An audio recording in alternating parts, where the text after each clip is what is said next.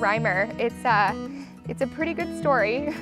Everything that has led up to this day, it's just insane, honestly, when you think about how I met Scott. It really all starts because we read a book. The book is called Love Does by Bob Goff.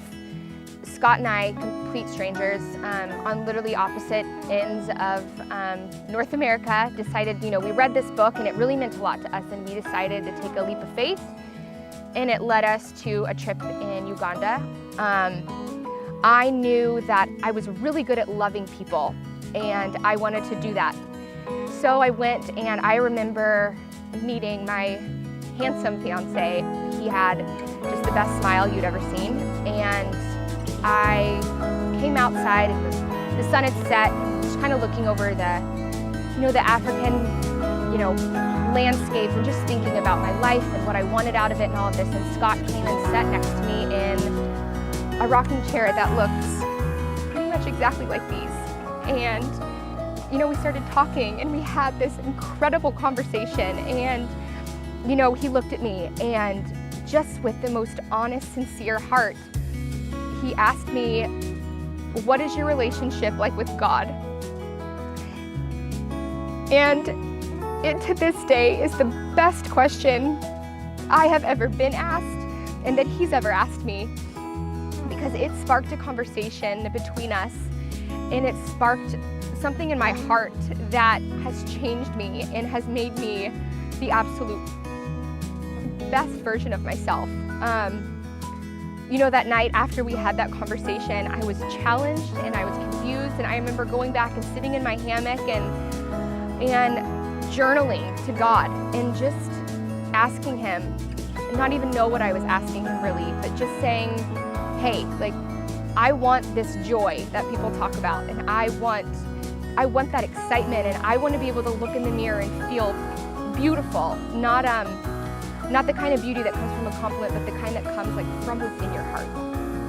And that kind of was the day one of Scott and I's journey, and then also I think my journey back to just loving the Lord. Getting to walk down the aisle today and getting to be the wife of Scott Reimer is gonna be the best honor. I feel like the luckiest girl in the world. I am humbled by it. I am honored by it.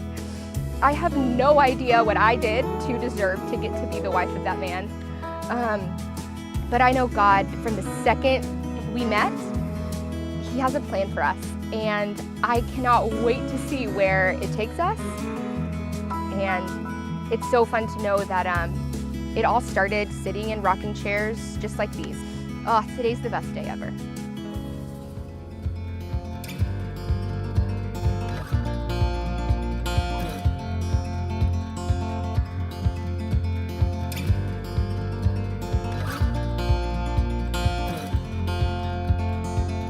We got love that we'll never need to hide. Love will always rise above. Whatever comes, we will be just fine. If I am yours and you are mine. Well, when I first met Courtney, we were at the Amsterdam airport, and I remember walking down towards the gate, and I saw this girl sitting on the bench, and I thought she was kind of cute. She had more energy than I anticipated, and she had answers for every question I had, I would say that. I think the thing I love most about Courtney is her genuineness and sincerity, and how she loves me and how she loves God and other people. She's an extremely caring person, intentional in her relationships with people, and just has a high love for people in general, and I think I love that the most about her. I think she brings out the man who I feel like I was created to be. I don't know, I feel like I've always been that person, but she brings it out in a higher level, a higher degree than the way I was before, I would say. Brings out my bad traits, or my good traits, sorry, not maybe a little bit of both sometimes, but I kind of just feel like very peaceful, very at rest, just ready for the next chapter of my life. Courtney Nicole, I can't believe this day is finally here. I've waited 32 years for the woman of my dreams, and here you are. I promise to be accountable to the vows I make to you today and to always do my best to live them out. I promise to put your needs above my own. Courtney, I look forward to serving you, supporting you, and taking care of you. Even if that means watching The Sound of Music when the Jets game is on. I promise to take the time to ask you what your dreams are and to do my best in helping and supporting you accomplish them. I promise to expect nothing but give you everything. In doing this, I promise not to make you responsible for my happiness.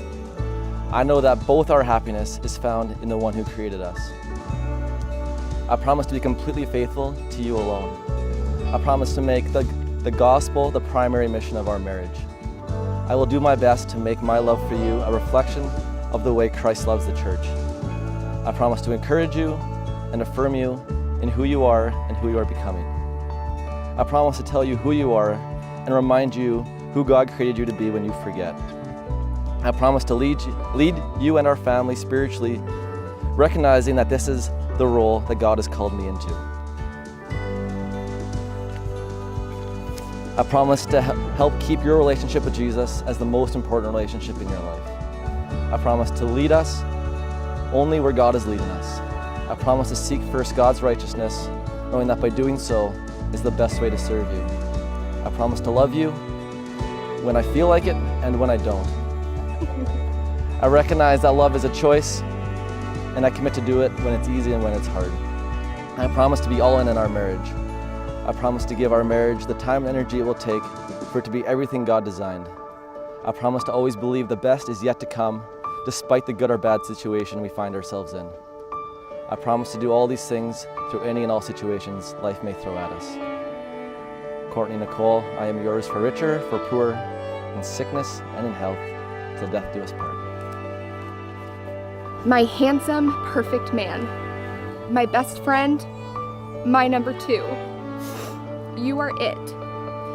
You're not the man I've dreamed of, because I never, ever could have imagined a man as Christ-like and humble, loving, selfless, encouraging, respectable, and handsome as you. When you asked me to marry you, that was the second best question you ever asked me. The first being, what's your relationship like with God?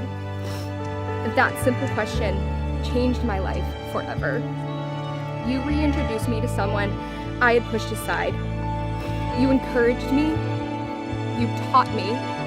You led me by example that what it meant to truly love God and to have a relationship with Him. Standing here today, all done up, in front of all of these people, is proof that God's grace and love is relentless. He knows what's best for us, and His plan surpasses anything we could come up with on our own. Because He loves me so much, I get to make these promises and vows to you that I will keep a lifetime. I vow myself to you.